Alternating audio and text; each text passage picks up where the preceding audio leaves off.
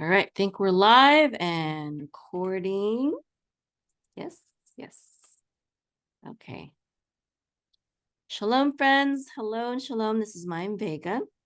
Welcome to the Arukah Holistic Podcast, where we explore paths to wellness transformation and empowerment.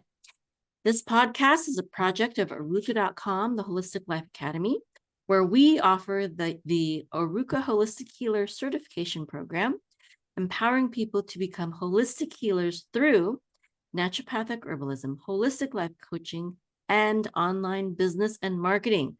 Forgive me if I'm stumbling over my words right now. It's 10:11 p.m. over here in Texas. But today we're thrilled to welcome Karyn de Mol. Is that perfect? I'm sorry. Yeah, perfect. Okay, good. Karyn de Mol. I would normally say Karen, but she's like, no, it's Karyn. Okay. Karyn de Mol, an inspiring advocate for women's resilience and empowerment. Karyn has transformed her profound life challenges, including the loss of loved ones and her battle with cancer, into a journey of healing, strength, and self-discovery. Through her expertise in hypnotherapy, NLP, positive psychology, and emotional healing, Karyn empowers Gen X women to overcome self-doubt and master their mindsets, unlocking a deeper potential for both personal and professional success. In her co-authored book, Eating Secrets, the ultimate guide to take control and overcome binging and self-sabotage, Karyn dives into the emotional roots of binge eating and self-sabotage, offering insights that go beyond conventional weight loss advice. Join us as we explore Karyn's unique perspective on resilience, her powerful healing journey, and her mission to inspire a revolution in how we view food, emotions, and personal growth. Hello, Karyn. How are you I'm sorry, where are you right now? I'm in Sydney, Australia. Sydney, Australia. So It is what, morning? 2 o'clock in the afternoon. Okay. How are you this afternoon? I'm wonderful. Thanks, Mom. I had a massage before I came on today. So feeling amazing. You probably feel way better than I do. I was driving around all over the place, running errands right before. Yeah. right before this right now. And your mind's probably going 100 miles an hour. Yes. Okay. Well, the first thing, I'm sorry, this is silly, but first thing I want to ask you is, what's Gen X? What Gen X? It's an era of when people are born. Like I was born in the 60s. So it's the era that we've been brought up in, basically. I know. So what is which era is that? Which era is Gen X? It goes like 60s to, I'm not sure the exact years. You can do research on different places, and one place will say a certain year, another person will say a certain year. So people in their 50s, 60s age now would be Gen X. And it's the way 50s, you've been 60s. Kind of brought up, where, tough love and, seen, not heard, and all those sort of things, and the 80s music. And we were brought up without computers and without mobile phones. Obviously, we've embraced them now, but it's just a different way you've been brought up, I suppose. You kind of recognize a lot of the same music. So it's just a way of saying, hey, people in my age group. Okay. So I'm 46. What is my generation called? You might fall into the Gen X. As I said, I don't really know exactly what years and years it goes to, but it's ultimately, did you grow up going to discos and doing those sort of things, or were you brought up with mobile phones? And see, not mobile phones either. Not pagers. Yeah. We had pagers. Yeah. So I when I was first after school, we didn't even have ATM machines. So I'd go shopping, and you have to take enough money out of the bank account on Friday night to actually do your grocery shopping, and you're putting the stuff on the conveyor belt. And it was like, you've seen it, telephone going, oh my God, I'm not going to have enough money. So you'd have to actually start pulling things off the conveyor belt to be able to pay for your groceries. So that's kind of Gen X. If you remember things like that. Okay, awesome. I don't know whether we're a bit backward in Australia and what we were to Texas or not. I don't know when they brought in ATM machines over there, but well, actually, I grew up in California, so California. Okay. yeah. Okay, So it's awesome. basically anyone who sort of just relates to the way we were brought up, as I said, very much tough love. You go out and then play in the backyard and don't come in till it's, the sun's gone down. You weren't sitting there playing on computers all day. You were brought up to be seen, not heard. I was sitting playing on computers at least half the day. Half the day. So I'm probably not Gen X then. Probably right. You may have been after the millennium or something, or as I said, it's more just a way of saying anyone who sort of connects and feels like they would connect with talking to me, because obviously a 20-year-old, I've had clients who are 20-year-olds, don't get me wrong, but generally when you're talking to someone who's been brought up in the same sort of area, you kind of just have that connection, so you feel comfortable talking to them and sharing what's going on for you, because ultimately when you're going through some tough times, you've got to trust the person you're talking to. You've got to feel like you can open up and connect and feel that they'll get you, basically. So yeah, that's probably the main thing. Yeah. All right, well, I wanted to share my screen real quick so that we could take a look at your book. This is the book that I could have held it up for you. Yes, I'm sorry, what was that? Oh yeah, you got it right there too. Okay. But it is on Amazon as well, right? So can you tell me more about this book? Yeah. So basically, that was a story. Myself and Megan Harris wrote this book together. She's another therapist. And it came down to just telling our story and showing ways about emotional eating, because it is the reason why we eat is usually because of things that have happened to us in the past, and we've used food to soothe. So by just going on diets and constantly being on diets is probably one of the reasons why I had a problem, because with the diet industry tells us that we're not good enough the way we are, that we have to actually change the way we look. So we use food to feel better about ourselves. For me, it was about numbing that pain of not being good enough, not smart enough. And whenever something happened, I would turn to food to actually feel better. Rather than feeling the emotions, I would actually then use food to cover up those emotions and make myself feel like I belonged. Yeah. And food doesn't do that. Food is just nutrition. Well, I think certain foods can really help though. Like if you choose to eat, like, chocolate can have things in it that can make you a little bit happier, alter your mood. Yes, it does. Protein can stabilize your adequate protein can stabilize your mood.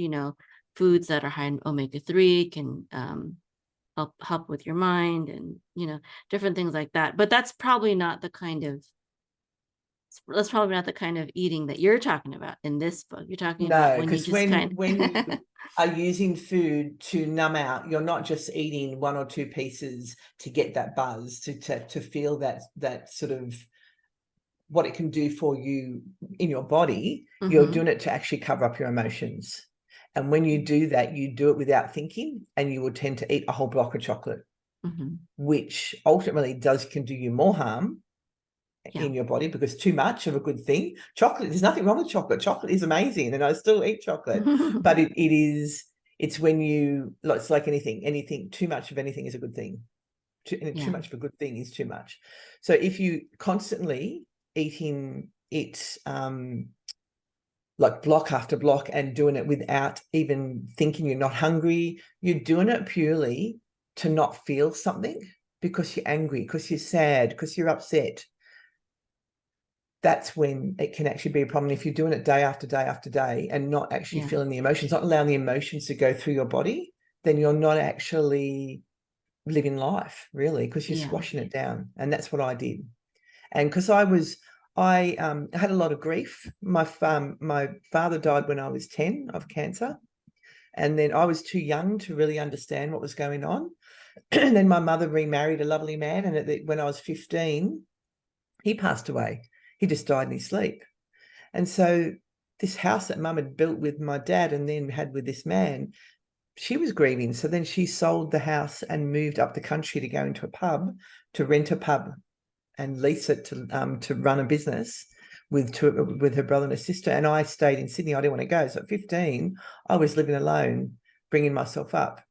Now that was, Mum was paying my rent and all that sort of stuff until I was 18. I sort of take it over. But part of me is going, no, I don't want to go. I want to stay with my friends. Friends are more important than family. But inside, a 15-year-old saying, what's wrong with me? Why is everybody leaving me? Why am I left here alone? So on the outside, I had this big, tough exterior that, hey, I'm here looking after myself. Yep, I'm doing fine. I'm doing great. But inside, I was hurting and I was still grieving. So when you put up this front of covering up what you're actually feeling, you're not connecting with yourself. You're actually losing part of yourself. And when you use food to do that, it's not a great thing.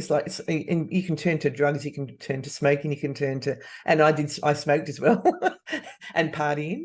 A 15-year-old living alone, I could go out drinking. I was going to pubs and having a great time. But I hadn't grown up yet enough to actually know what was right for me. And so, I was working and I had this big, tough exterior and I got through it all. But it just made me not confident. Reactions to things were different because my emotions, I wasn't in control of my emotions. So I'd overreact to things or I'd underreact to things. And my belief in myself, I was so afraid to talk to, I didn't know how to talk to guys. I didn't actually have that confidence in myself. I thought, what would they want to talk to me about? I had a great group of friends and all those sort of things, but these things that happened back then, they come to you later in life when you're trying to achieve goals that you want, and you don't know why you're not achieving it because you haven't dealt with the traumas from the past. And when you do that, then you can start seeing things differently with different eyes. When you get different perspectives on those different things that happened, without having to relive them, you can actually transform how you act now and transform how you live your life now. So it was once I found self-development, obviously I made some big shifts in how I treated myself and how I reacted to things. And then, of course, once I discovered self-development, then I started wanting to learn about how to do it also. I went and studied many modalities like Reiki, kinesiology, NLP, hypnosis, creatrix, positive psychology, all these different things, nutrition, because I had an interest. So I went and learned all these things as well on top of that, after being involved in self-development as a person who was accepting self-development as opposed to helping others with self-development. Mm-hmm. So the premise of the book is that people binge eat, would you say all the time or usually or some of the time? Every person's different. So myself was more the binge eater. Megan was more of a over-exercising. Her story is probably more over-exercising as opposed to binge eating, whereas mine would be sit down, eat a block of chocolate and another block of chocolate and just numb out, basically, with food. Oh, but this book is about the binge eating part of it. It is. It's self-sabotage. Any action that you do that sabotages where you want to be. Now, whether it be because you want to, release some weight, because there are binge eaters who are not overweight. There are people who don't eat as well. And that's all about sabotaging yourself, sabotaging your body, sabotaging how you live your life. Because while you're so concentrated on putting all your concentration on food, either not eating it or eating it or over-exercising, you're not living the life that you want to live. You're not connecting to yourself. So it's about healing the past, working through the emotions, But through that, you also have to do some delaying techniques, so you don't do the things that's stopping you from achieving what you want. Did you say delaying techniques? Yeah. So things like in the book we have some techniques in there that you can get we call it a gem jar. So you get a jar and you put some pretty sort of crystals on the outside, and you can cut up like little things in there. Like if you want to go eat something, yes, you're allowed to eat it, because we're saying don't diet. But if you're eating because you're not hungry, you're not doing it for sustenance, you're doing it because you're angry, you're sad, you're unhappy, whatever the case may be, whatever emotion you're trying to sort of block out. If you go and do something else instead of eating, to then say, okay, do I still need to, am I still hungry now? Have I still got that feeling? By delaying that gratification you get from eating and doing something else that might be fun, dancing for a minute, or going out and playing with the ball, or playing a video game, if that's whatever it is. Going on Facebook? Sorry? Going on Facebook or social media? Going on Facebook, whatever it is. Again, it's got to be something that you because some people will relate going on Facebook and eating at the same time. So you've got to find something that sort of takes you out of that normal place. So for me, sitting in front of Netflix is a sign to eat as well. So if you want to do a delay tactic, if you want to do it with something that doesn't bring up the connection in your brain, food, Facebook food, Netflix food, those sort of things. So we do have an online course that you can actually download, and there's some downloads you can get to add to the gem jar. So we have all different techniques that we can use as part of that. And then there's also hypnosis, and there's EFT tapping. There's things that you need to do to heal the trauma. And that's not a delay tactic. That is actually doing work with someone and actually doing the work to actually let go, get new perspectives on what's actually happened to you. So the grief for me, being left alone, being, and then even going through cancer for me, that triggered something again in me because my father died of cancer. So these things happen. You'll find if you constantly keep getting triggered with the same things happening in your life, it's going to keep on happening if we don't get a new perspective on what's actually happened in the past. I do like a hypnosis with people. I call it Back to the Future, because with the movie Back to the Future, they go back in the past to actually change something that's happening in the future. And they've got that picture of something's going to happen. Marty's usually got a picture in his hand, and one of his brothers is disappearing because they need to change something in the past. So that's what I actually do, is with hypnosis with someone, to go back and get new perspectives on what's actually happened in the past as well. Mm-hmm. Yeah, I think something also that I believe in is just eating slow. Eating slowly, enjoying the taste, just serving yourself exactly how much you need. Yes. And then after that, like you said, filling the rest of your time with something else. And I think another thing is that a lot of people believe that emotions are bad, wrong. So they try to avoid it. They try to avoid crying because they think maybe it's a sign of weakness, or and for me, it's like, I don't want my eyes to get puffy, or sometimes it's very physical, like, oh, if I cry too much, I'm gonna get headaches. Sometimes it's very practical like that. And those emotions are meant to be felt. And, there are, obviously, if your eyes get puffy, you can put some stuff on your eyes, but allow yourself to do it in a space where it doesn't matter if your eyes get puffy. Obviously, if you're out in the middle of a shopping center, you don't want to burst out into tears, but give yourself permission when you're in a place where you can allow those feelings to flow through your body. Like, as part of kinesiology, we talk about having to actually have the emotions flow through to be able to move on to the next emotion. You can't have happiness if you haven't been through sadness. So you've got to allow your body to go through those emotions.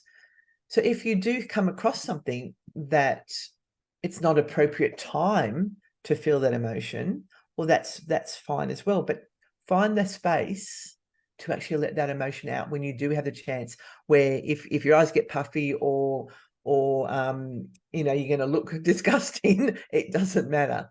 Or be with someone that, you know, will support you regardless. That's one of the things, you know, when we talk about Gen X are often told to be seen, not heard. So, or, you know, I'll give you something to cry about. You know, like if you were crying, like as a young child, you know, your parents used to say that to you, which means they're going to smack you. So we're kind of conditioned to not cry as well. But it is actually good for us. We do need to show our emotions, because when we trap those emotions in our body, we don't fulfill what we need. It blocks us later on, and it'll be at times when you don't expect it. Like you're going for a pay rise, or you're going for a job interview, and an emotion will pop up in you and you're sort of trying to hold it back. But if you've allowed your emotions to flow through, you and take control of them, you can take control of them at the time as well. Yeah. So that you can actually. I think it's also important to understand that some people are more emotional than others, and they need to express it maybe more often or more intensely. So I was diagnosed with bipolar disorder, and I don't think it's a disorder. I just think that I have very deep emotions. You know, I feel emotions very strongly. I don't think there's anything wrong with me. I just think that I can be a very happy, joyful person, like maybe more than anyone that you know sometimes. And then I can be very sad and depressed at times. And I've learned that personally that because I can get intensely sad sometimes, that a lot of people cannot handle it. And so I've learned to take my sadness to the closet, you know, and basically just give it to God and cry to him. And because God never tells you to be quiet, at least in my experience. He hasn't. He can take a lot. He can take a lot of grief, a lot of weight that a normal human being can't take. But sometimes I think we also need, personally, I prefer a coach over a therapist or a licensed therapist or psychiatrist or psychologist or something like that, because a psychotherapist or I've had better experiences with coaches because they're not trained to use drugs in any way. They cannot prescribe drugs, so they could only use very holistic and mindset you know, coaching methods, which I love, because I don't think I have a problem, you know, just because I have a just because I get sad or I'm hyper. I'm hyper and happy sometimes. I don't think that's a problem. And drugs have side effects. Drugs have different side effects. So if you, I mean, I do believe drugs have their place. Like going through cancer, I went through the medical thing. Like I did the operation, I did the radiation. But the emotional, the mindset work can also go hand in hand with the medical. But if you can control your emotions and feel comfortable with your emotions, whether you're sad, you go and have a cry when you need to, that's great. Or you have that, there'll always be one or two friends that can deal with that sadness and be there for you. I'm sure it's not totally quite often you don't show it in front of other people. There's usually one or two close friends that you can be yourself with. I know I have. I can have a good old cry with, and I could, but I'd rather not. Rather not. Okay. I could, but even my husband, it's very hard for him to deal with my intense emotions. I found that it's best for me to be alone, or I love using life coaches for that purpose. I just I don't know, I've just found a lot of healing and support and a lot of you know, mental transformation, mindset resets, and you know, all that through coaching personally, because you know, especially when it's someone you know, you got to trust who you're with, and you've got to agree with their methods, I believe. and have alignment in terms of values. Yeah. And usually you can kind of feel that out the first session. I feel like just like the first, maybe half hour when you meet a stranger and you get to talking with them, you kind of know whether you get along or not, whether you're synergistic or not. And it's the same thing with a coach. You don't even have to necessarily say a lot. You just know, how that person makes you feel, and you get to know their values by the way they lead or follow in the conversation, the back and forth. Yeah. Yeah. There's got to be that connection. And if I have sort of someone contacts me and wants to work with me and I don't feel that connection, I'll have that conversation with them as well. Like, I don't think, I'm the right coach for you. I think you may be better off, and I might recommend someone else if I think that's just not there. But quite often it comes down to whether you felt heard and whether you feel comfortable telling them what's going on for you. And sometimes the client doesn't even know what's going on for them, as in where it comes from as well. Like, some people say they've had no trauma in their life, but trauma doesn't have to be this big, massive thing. It can be little things, like things that were said to you. Like, even like, when I've talked about, being told to be seen, not heard, that can be traumatic for someone if it was said in a way at a time that was happening in their life where they felt they weren't being heard, and then they were being toned down and being squashed down. So then they use that, their unconscious mind will go, oh, okay, well, I can't do that. And then over time, as they get older, they'll keep having those same patterns. So sometimes you don't need to know where it come from. You just need to know how it made you feel and how it makes you feel when you can't do things now. So even when you say you go into the closet, does that make you feel worse, that you feel that no one's there for you? So these are sort of things that you need to find out when you're working with someone, how it makes them feel when they do things or when they don't do things. So then you can actually look at making the shifts that they need to transform that. Mm-hmm.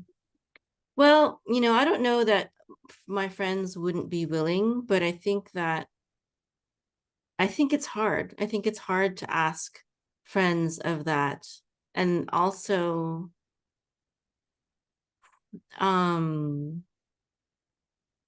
there's a love bank, right? There's a love bank, and you invest more than you withdraw, right? And so, yeah, I'll do that to my friends a little bit, but there's only so much that they can take. Another thing is, usually when you're having issues in your life, your friends know the other side, the other side of the story, or they don't know the other side of the story, and they have biases, or they have their own motives.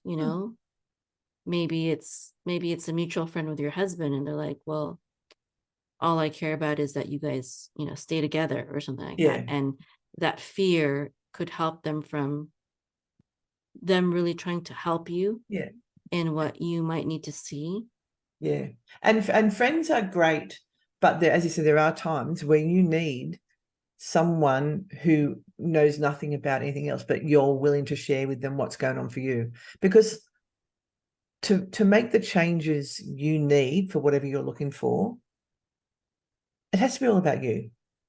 It can't be about your husband or because no changes can be made by anybody else except for yourself. So when you go to a coach, or whether you go to a hypnotherapist, or whoever you see to make the shifts that you're looking for, it has to be about you, the person, and what it is that you want and what you're willing to do to make those shifts. Yeah, because you can't change anyone else. Correct. I mean, you can, but that's really, really hard. And you shouldn't be working that way. You should be correct. All you should be working on yourself primarily. Yeah, all you can do is change how you react to what they do. Yeah. If they're a problem, set up your boundaries, proper boundaries, and things like that. Yeah. So it's all about, the biggest thing is about acceptance. I'm working with someone at the moment, and it's about accepting where she is in her life now. She can't change where she is to a certain degree, so that there's some part of it comes down to acceptance, and she wants to do that. So it's just a matter of working through that to actually get those changes that she wants. And as I said, sometimes when you go to talk therapy, like you said, you don't like going to therapists where they talk and talk and talk, but they just keep reliving and rehashing everything in the minds. And us as women, the more we rehash it, the more it just brings up the emotions for us. So our brains are different to a man's brain. We need solutions that are designed for us as women, as opposed to constantly talking about things. Our brains constantly going 100 miles an hour. Everything's connected to each other. It's like the super highway. Everything is, our kids are connected to our work, to our business, to our meals. Everything is all connected. We can't disconnect them. So our emotions all interact with each other as well. So we need to find ways to shift how we think about things to then be able to live the life that we want to live, whether it be with joy, whether it be in a busy business, or whatever it is that we want, whatever our goals are. We need to actually work within what our body is, us as females as well. Because we're often told that we have to be consistent. Women can't be consistent. We're made to be 1 week a month. We're made to want to sit on the couch and do nothing. Another week a month, we're willing to go out and do 100 things and get it done. But be consistent in a month as opposed to be consistent daily, because it doesn't work for us as how we're made. So there's lots of things we need to take into play, and you have to look at each person as an individual as well, because everybody is different and they process things differently, they react differently. So when you're wanting to make shifts for yourself, you need to go inside and actually find out what will work for you and what are the right answers for you. Yeah. And that's kind of like what I do with most people, is go inside, get them to go inside themselves with my support, basically. Yeah. Yeah. And people don't have that enough these days, because we don't live in a tribal type society where you're just surrounded with people who have the time and interest to helping you. Yeah. We live very independently these days, and it's just it's very different. And so that I feel like that's why we need therapists and coaches and these types of things now because of that. Yeah. Back in the day where women didn't work, there was a community of just women that, with their kids. But these days they can't afford not to, because the living out there needs 2 wages to be able to have a mortgage and put food on the table for the kids. So I think, back in the day of our grandparents, they had that community of women around them to support each other, bringing up their children. It's harder these days because women are out there in a man's world working, as well as looking after the children, or building their business for, whatever it is that they're doing. So they don't have that community. They have their friends, but they're just as busy, as you said. So yeah, and a lot of times friends just want everything to be okay. Yes. And so that's what they push, is they push like, no, you're okay. No, everything's great. Everything's fine. I feel like that's usually what friends, is it modus operandum? Yeah, Because they're uncomfortable. They're usually uncomfortable as well. So it's usually, they'll listen for a little bit, then, let's have a glass of wine, and then try to cheer you up, because that's kind of what society is. Try and be happy, like try to cheer you up. Yeah, they're not. I think a good coach is not unwilling or is not afraid to go to your emotional dark places. Yes. Whether it's things that cause you anger or sadness or whatever, that because that's what they're there for. And I feel like friends usually, they feel like they need to cheer you up, right? Or they need to calm you down. Yeah. instead of allowing you to feel and process the emotion. Yeah.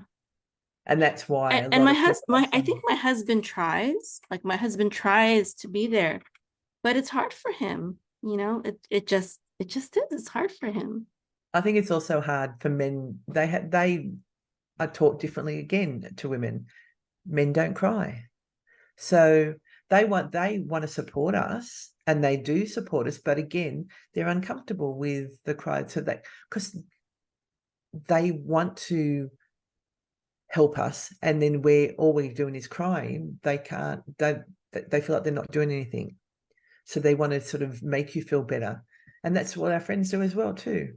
So it's good to actually have someone that you can talk to with, but some people do have friends that they can do that with, and there's some people who don't. And that's when you can reach out for either a therapist or whatever you feel comfortable working with is what it comes down to. Because again, everyone's an individual. Some people just need to talk over, but quite often that doesn't make the shifts. That's what I believe, that you go to talk therapy, it may allow you to feel better, but if you're doing things that are not achieving your goals, then just talking about it and not taking action isn't going to work. But there are times where you just do need to talk. If you're going through grief and it's just happened, talking is good because it allows you to process the emotion. But if that grief is still bothering you 20 years down the track and it's stopping you from living your life the way you want to live, then it's not just grief, it's actually stuck grief. That emotion needs to be moved through your body and get new perspectives. So it all depends on the individual. You've got to look at the person, what they're going through, what they've been through, and what it is that they want to achieve, and then make a plan, action with them of how to get there. Yeah. Sometimes all you need is release, though. Sometimes your life doesn't allow you to release, I'm a busy mom. I have 9 children. 9, wow. That I take. Well, one of them is in college and the other one's in midwifery school. So but I still take care of them. I still my mum was house them and feed them, so yeah. I'm still going to call them, I'm going to call them children all their lives, really. But as long as they live in babies, if they live in my house, I still take care of them. I really do, right? Because they're not paying rent or anything. So I'm feeding them. So I take care of 9 children, even though 2 of them are older and could take care of themselves. But so I'm very busy, and it's really hard for me to just find the time and space to let the emotions out sometimes. So I have to often wait until everyone is sleeping, or till my husband can take over, when he's back from work, and he can take over watching them. And then I can process it, which is kind of nice, to have life coaches that are in Sydney, Australia, or elsewhere around the world who can work late at night here. Yeah. And for you, it's work not on late. Zoom. Yeah. For you, it's not late. And for me, it's like it's the perfect time to talk to someone. I have a coach that I love, and she's in the she's in Dubai. Oh, Dubai, yeah. She's in Dubai, different time zone, and she's one of the few people that could work with me in such a late schedule, and it was only because she was in Dubai that she could do that. Yeah. So it's pretty awesome. There's actually a technique, because I'm a kinesiologist as well. There's actually a technique where we actually move the emotions through sound. So if you're doing face-to-face, you'd muscle test to see what emotion they need to actually process. But there'll be one that, if they need to cry, we start sighing until the emotion comes out and they start crying. Or there's one they may need to laugh. So I have to sit there and make them laugh by just start laughing, because laughter can be catching. I just start going and just keep laughing till they actually join in, and then we're both hysterically laughing. And it's such a fun process to do because it allows that emotion to come through and allows that release, which is what sometimes all you need is just that release of emotion. It's great. That's very cool. So I'm Jewish, and there are many times in the Torah that we are actually commanded to be happy and be joyful. And that sounds really strange to some people. It's like you can't just force yourself to be happy. And it's like, well, actually you can. Yeah. If you couldn't, God wouldn't have said that in the Bible, I believe. Yeah. So that's a great exercise. And yeah, it is really cool. I tell my children sometimes too, like, smile, whether they want to or not. I make them smile, and at some point they'll start giggling, and it becomes real. Sometimes when you make yourself, in any way you can, imitate that emotion, you can produce it, and it's real to your body, because you get the endorphins from it. Exactly. Eventually you can stimulate it yourself. Actually, I can even tickle myself. My cousin and I used to sit on a couch on each end of the couch and would tickle each other's feet. It was amazing. I used to really love it. I love my feet being tickled. Have you got a thing over? Have you heard of laughter yoga? No, I haven't.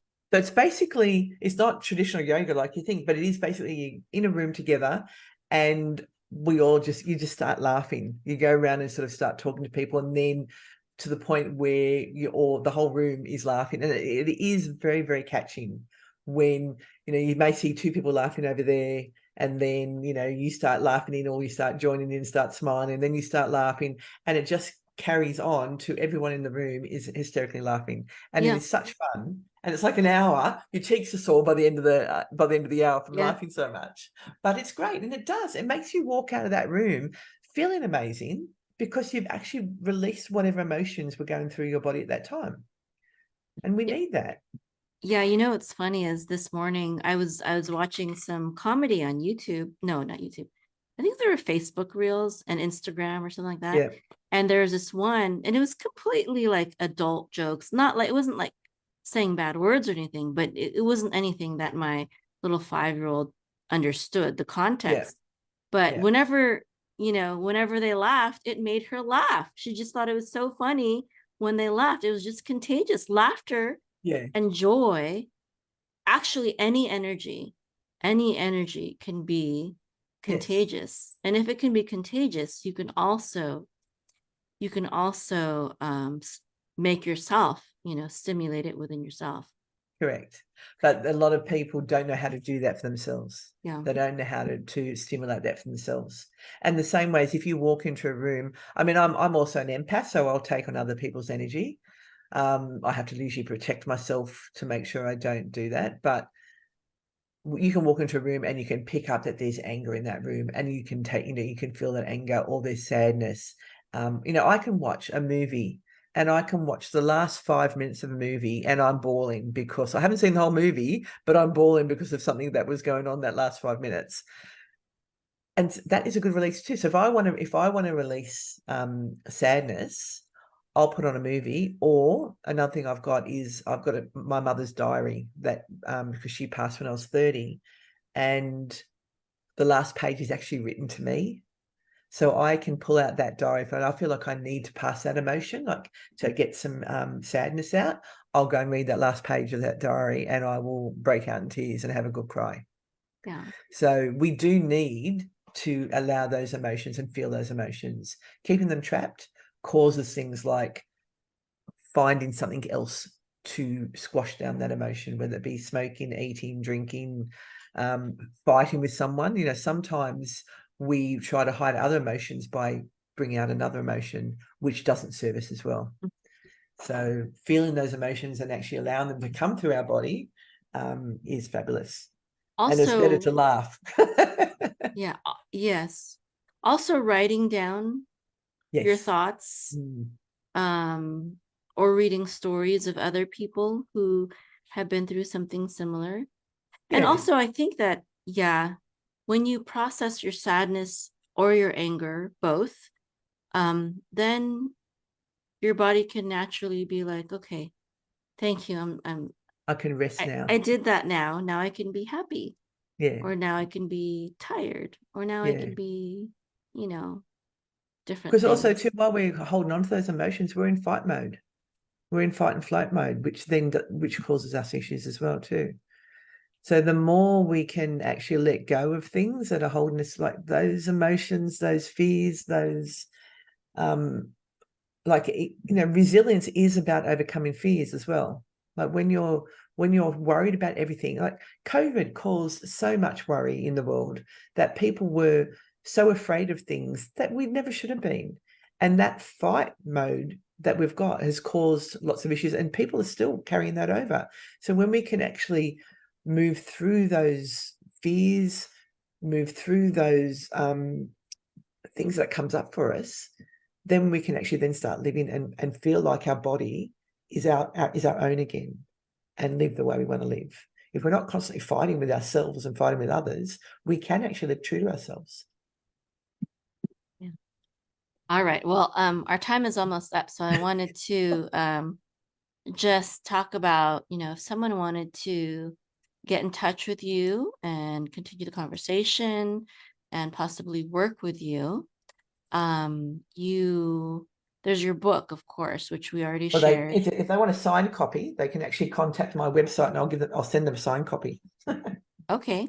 And then your website is goodnessmealternative.com, or they can actually just do my name, karyndemol.com. It'll get to my website as well. Okay. So you got Goodness Me.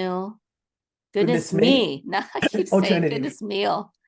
Goodness Me Alternative. Yeah, .com.au or .com. .com.au. Okay, right. So they can book a call with me if they want to have a chat. Yeah. Okay. Or they can connect with me on Facebook or Instagram and send me a message. And then I know you have, let me see. You have like a surviving to thriving quiz. How do we get to that from your website? So you've got quizzes. You've got those quizzes there. So there's 2 quizzes they can complete, where they actually see if they're a binge eater or they've got no more regrets. And then the other quiz you've got is actually that's a different one again. That's about creatrix. So if you wanted to go back up into services and then go down to creatrix, then that's where they can actually learn more, take an assessment there to see if that's the right process for them. That's a process I do that's specifically designed for women, that allows them to let go of find themselves, let go of the fear, let go of the emotions, and retrain their mind to be happier and believe in themselves. This is a course or coaching? It's actually they would actually do some questions and then book a call with me. We'd have a chat, see if it's right for them, if it's what they're looking for, and go from there. Okay. Everything comes down to having a chat with me, because I've got to make sure that it's that I'm the right person for them. Yeah. Because I don't want to work with someone who, when I work with someone with creatrix, it's a money back guarantee. So I want to make sure that what they're looking for, I can provide. Awesome. Well, thank you so much for taking this time to speak with me about your life and the things that you're doing. And do you have any last words of wisdom that you'd like to close with? Words of wisdom is be who you want to be, enjoy your life, and just make life what you want it. Like, life's too short. Go out there and live it the way you want to live it, and be true to yourself. Stop squashing down emotions. Live them. All right. Thank you so much, Karyn. You're welcome, ma'am. Okay. We'll keep in touch. Bye-bye. Thank you. See ya. Hi everyone, my name is Ashley Algar and I am the host at Expertise TV, and I'm very excited to be introducing you to our guest today, Mayim Vega. Now, Mayim Vega is a former NASA computer scientist turned holistic healer after facing a very personal health crisis, which the modern medical system could not resolve. In 2009, she founded Arukah.com, which offers an holistic healer certification program focusing on 3 pillars: naturopathic herbalism, holistic life coaching, and online business and marketing to empower people to become holistic healers and achieve maximum impact in the world. Mayim combines her scientific background, natural healing methods, and faith in the creator and great physician to guide others on a path to personal and professional well-being. Mayim, it's clear that you are very passionate about the topic of holistic health and particularly helping people who are wanting to transition into this approach. How did you find yourself in this line of work, and why is this work so important to you? Thank you, Ashley, for taking the time to speak with me. And I'd love to answer that question. So the way I found myself in this line of work starts with my story of when I transitioned from becoming a computer scientist at the NASA Ames Research Center to becoming an entrepreneur and building my first online business in digital marketing. And the reason why I did that is so that I could stay at home and be with my newly born son at the time. And now I have 7 children of my own, and I always wanted to homeschool them and just be there for them. And so that's why I became an entrepreneur. But my first few years as an entrepreneur was extremely difficult. And I thought it was healthy, but later on, after all my studies, I realized there were a lot of things that I was doing that was not very healthy. They were not very healthy habits that I had. And what ended up happening was I got really sick, and I thought I was on my deathbed. And I was rushed to the emergency room, and the doctor actually thought that I had a brain tumor. But after extensive testing and examination, she told me that there was nothing wrong with me. I just, I was experiencing a lot of pain, but they had nothing for me. There was nothing they could do for me. She said that she could give me some really strong painkillers, but that's really it. She couldn't really get rid of the problem. And so I took the painkillers, but again, painkillers and any pharmaceutical drug never address the root cause of illness and disease. And that's exactly why this line of work is so important to me, and why I went on my own personal journey to become a holistic healer, to study nutrition, herbalism, holistic health, and holistic life coaching, is because we all know people, and maybe probably even ourselves, who, just like me, went to the modern medical system because that's the expected thing to do. That's a normal thing to do. And, tried to get health and healing that way, but hit a dead end, hit a brick wall, and we either got medications that didn't work, or that only worked for a while, or that caused side effects that were so terrible that we had to get on other medications, plural, and maybe even the medication or medications caused side effects that caused other health issues. And sometimes the health issues are worse than the first problem that you originally had.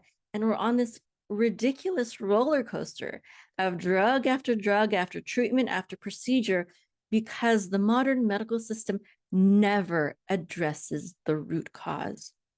And medical professionals who have woken up know this. And that's why I have medical professionals in my program, including, doctors, nurses, nurse practitioners, medical technicians, etc., who are learning from me, who are, taking the certification program, because they realize that our system is broken.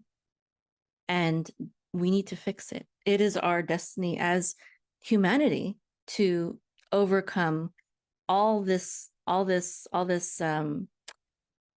nonsense, really. We can do better, and we will do better. I know it. And that's why, in my certification program, sometimes I joke around. No, it's not really a joke, but I say, I'm empowering not just holistic healers, but holistic warriors. We're in a battle. We're in a battle over our own health and healing to safeguard and protect that, and that of our families and friends and community, of course, as well. And we're also in a battle against very powerful people who, because of profits, like to suppress holistic health and healing truths to keep us just sick enough so that we need something, pharmaceuticals, but not well enough to ever get off them. That is truly the goal of big pharma, of the pharmaceutical industry. It's not true. They don't want to heal us. They don't want to cure us. They want to keep us just sick enough so that we keep giving them our money. And you know what? Me personally, I have better things to spend with my money, like on good food, clean herbs, things that don't cause these ridiculous side effects that we experience with pharmaceutical drugs. Thank you, Mayim. So that brings me to my next question. What are some of the key benefits of transitioning from the conventional healing approach to a holistic approach in health and healing? Okay, so that's another really great and important question. The key benefits of transitioning from conventional healing to a holistic approach are, right now, I can think of 3 main reasons. Number 1, the holistic approach is safer. Number 2, the holistic approach is more effective. And number 3, the holistic approach is the true approach that gets to the root cause. Okay. Now, I'd like to illustrate the first point, the safety of holistic medicine. If someone who was taking some, let's say blood pressure medication or something like that, visited me at my house, let's say I invited them over for dinner, and let's say they had to take some of their medicine and they dropped one of their pills, right, in my dining room or in my living room floor. Now, I have very small children. I have a 4-year-old. And what if my 4-year-old found that pill on the floor and thought it was candy or something like that and put it in her mouth and ate it? What would happen? I would immediately have to call the poison control center to get that pill out of her system, because those pills can have deadly side effects. But what if someone dropped a vitamin C pill or a tincture, and one of my children found it? For the most part, if they found it and took it, they might have a little diarrhea. It might be really spicy on their tongue, and so they would stop taking it. But no, I wouldn't have to control the poison control center, because vitamins and herbs and minerals are extremely, like 1,000 times safer than pharmaceutical drugs. There's a few types of, supplements that you might have to call the poison control center, but for the most part, no, you won't have to do that, because our body knows how to work with those substances. It is not a drug. It is a healing tool. Okay. So completely safe. Also, exercise, diet, those are all safe, right? Sleep, those are all part of holistic health and healing. Completely safe, 0 side effects. Now, let's talk about the effectiveness. The holistic approach is more effective.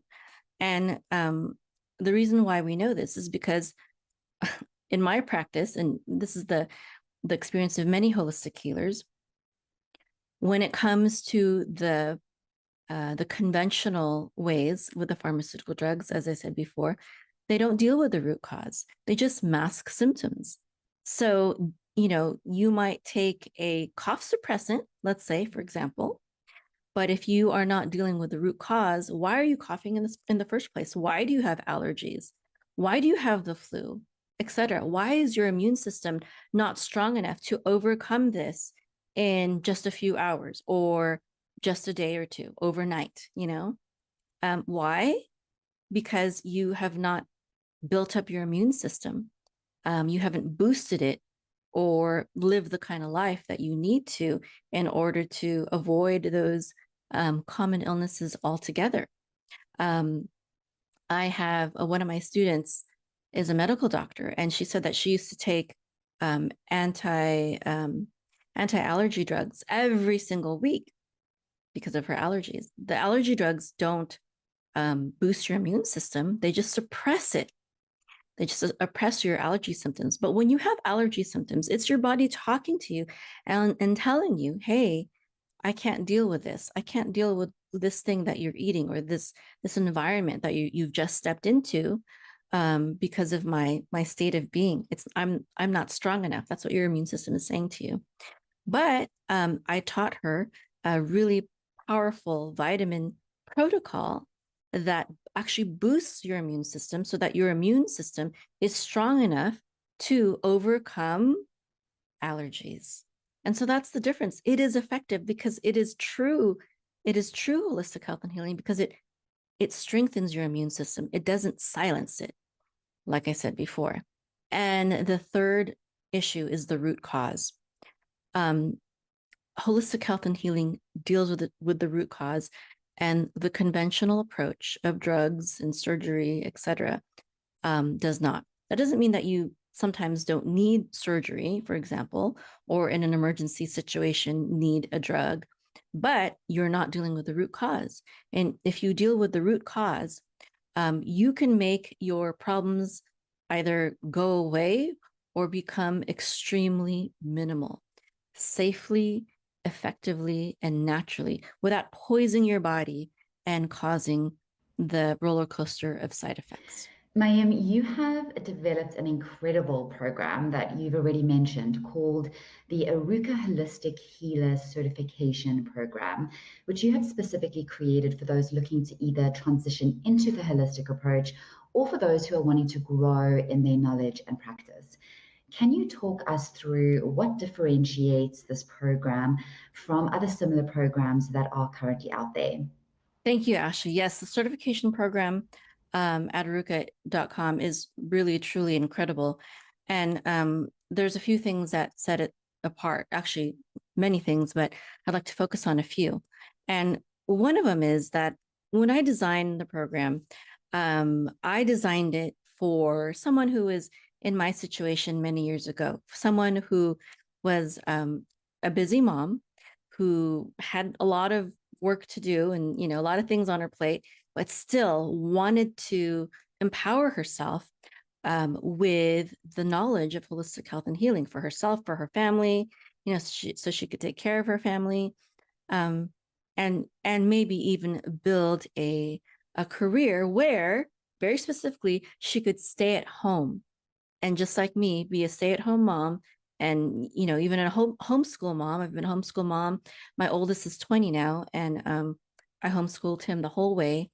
And he's already graduated college, and he's got a computer science degree, and he's an entrepreneur himself. I instilled that dream in him. So being able to, I was able to surpass my income at NASA, and still homeschool my children. It's pretty awesome achievement. And so I wanted to empower people in my program to do exactly the same as I've done, to become a holistic healer, to have a successful online business so that they can have time freedom, location freedom, and financial freedom, meaning that there's no glass ceiling. No one who you need to get a raise from. You just have to help people. That's how I get paid, is when I help people, right? And so that's one of the advantages. Another advantage is it's very hands-on and apprenticeship based. And you could go to a college to study to become a naturopathic doctor or another holistic professional like a chiropractor, but it's going to take a lot more money, and a lot more time as well. This program can be completed in 1 year, but because, you know, all of my students pretty much are busy professionals already, or busy moms, it's self-paced. So, you know, if you have a lot of things on your plate, it's okay. It's still going to be there for you. There's not like a time limit. You're not going to, you know, your grade's not going to be lowered because you submit an assignment late or anything like that. It's self-paced. And so I've designed it for the busy mom or the working woman. And another thing that sets it apart is we have three core pillars in our program. One is that our students study naturopathic herbalism, and that takes up the bulk of our program. And naturopathic herbalism includes studying the foundations of holistic health and healing, identifying toxins and detoxification, also nutrition and orthomolecular nutrition or megadose vitamin therapy, as well as herbalism, which includes also homeopathy and aromatherapy with essential oils. And also they study Ayurveda and traditional Chinese medicine. But it's mostly focused on Western medicine, Western herbalism, excuse me. And then the next core pillar, the second one, is holistic life coaching. And the reason why holistic life coaching is part of the program is to incorporate the mind spirit aspect of it, right? You know, if herbs and supplements are the alternative to pharmaceutical drugs, well, holistic life coaching is like the holistic alternative to psychiatry. It deals with the mind and the spirit, and spirit has to be part of it because we are spiritual beings. We're not just physical beings. We're also spiritual beings. Now, a lot of holistic health and healing schools are based on, you know, different religions, New Age, or, you know, other pagan religions. And this program, because I'm Jewish, is based on the Creator. It's based on the Bible and biblical principles, Judeo-Christian principles. And so therefore I have a lot of people who are of that faith persuasion, you know, Jews, Christians, or people who maybe, you know, they don't really identify as Jewish or Christian, but they're open to it, or they grew up in that faith, and they don't necessarily want all the new age spirituality. They want the kind of spirituality that they are comfortable with and used to. That's another thing that sets us apart. And life coaching is all about mindset and how to have healthy relationships with yourself, with others. Of course, also, you know, with food and your body and lifestyle. Holistic life coaching encompasses all of that. And it's a very important part of holistic health and healing, especially because stress is often the root cause of many illnesses, common illnesses, and also chronic diseases. So, you know, that mind and spirit aspect is very important. And the third aspect is online business marketing. And again, the reason why that's important is because, as I told you, I really want my students to thrive and to be able to, you know, have that time freedom, location freedom, and financial freedom, which an online business provides. But also because, you know, there's not a lot of jobs for herbalists, you know, or life coaches even. And so we really have to be entrepreneurial. And it's very, very rewarding. And because of my background, you know, with my digital marketing business, you know, my first business, I can really help people in that department. Thanks so much, Mayim. So I love the power of testimony and hearing people's personal experiences or journeys. Can you share some of the success stories that might be coming to mind or testimonials from past students? Yes, we certainly have a lot of success stories and testimonials, and we'll show some of those testimonials at the end of our talk today in this video. But I could talk about a few of them that that are, maybe recent. One of them is one of my students. She told me that she wanted to become a nutritionist, but I guess her life's journey didn't really allow for that. So when she heard about my program, my certification program, when it first launched, she joined, and she really wanted to help her husband, who had been suffering from colitis under the care of doctors for about 20 years, ever since he was in the military. And he was going from medication to medication, and suffering with diarrhea and insomnia and restless legs and indigestion, and all these terrible things that colitis can cause. And so I actually created a custom module for her to help her husband with that.